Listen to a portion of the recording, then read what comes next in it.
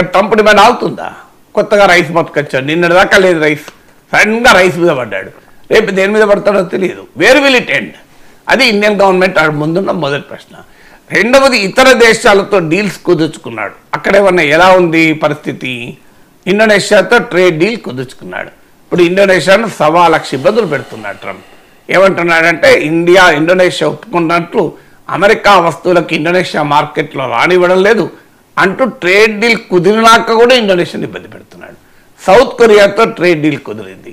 Trade deal కుదిరినాక ఏమైనా ఆగుతున్నాడా? ఇప్పుడు south Korea అర్జెంటుగా $350 బిలియన్ క్యాష్ రూపంలో ఇన్వెస్ట్ చేయాలి అమెరికాలో అని ప్రెషర్ తెస్తున్నాడు.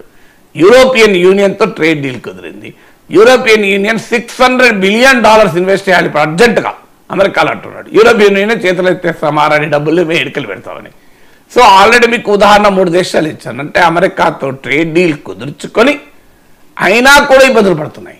అంటే మరి భారతదేశం కూడా రేపు ట్రేడ్ డీల్ కుదుర్చుకొని తర్వాత కూడా ఇబ్బందులు పడక తప్పదు కదా. ఇది రెండో ఫ్యాక్టర్. మూడో ఫ్యాక్టర్, నిజంగా ఇండియా అంత బెంబేలెత్తాలా అనేది నెక్స్ట్ క్వశ్చన్. సో ఇప్పుడు కాస్త రెసిస్ట్ చేస్తే లాంగ్ టర్మ్లో మనకు ప్రయోజనం దక్కుతుంది. Trump is a transactional person. నువ్వు ఏదన్నా చేయండి, ట్రంప్ అయితే గ్యారెంటీగా డీల్ కుదుర్చుకుంటాడు. అయితే మనం గట్టిగా ఉంటే మనకు బెటర్గా ఉంటుంది, మనం వీక్ ఉంటే అమెరికాకు బెటర్గా ఉంటుంది. It is as simple as that. Trump లాంటి వ్యక్తి ఈజ్